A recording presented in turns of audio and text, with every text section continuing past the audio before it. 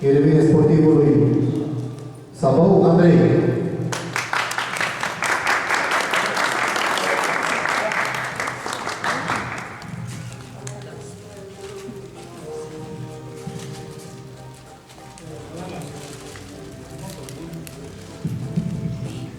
Locul 2 se acordă sportivului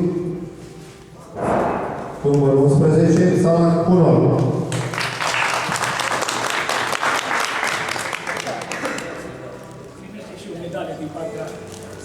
Și de asemenea din partea domnului Mureșan Marin primește de asemenea o medalie pentru rezultatele bune obținute la campionatele naționale.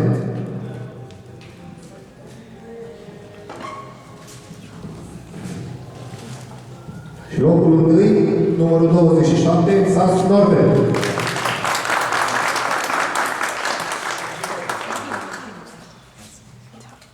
Aici, pe poza de premieră. Aplauze, vă rog, pentru categoria junior.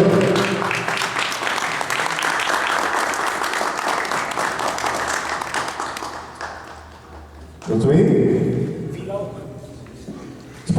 Câștigătorul categoriei este rugat să se prezinte de asemenea la Open. Domnul Jean Gărtas, numărarea trofeului pentru câștigător. Îi iertăm de data asta. Mulțumim! Categoria 70 este pregătită. 25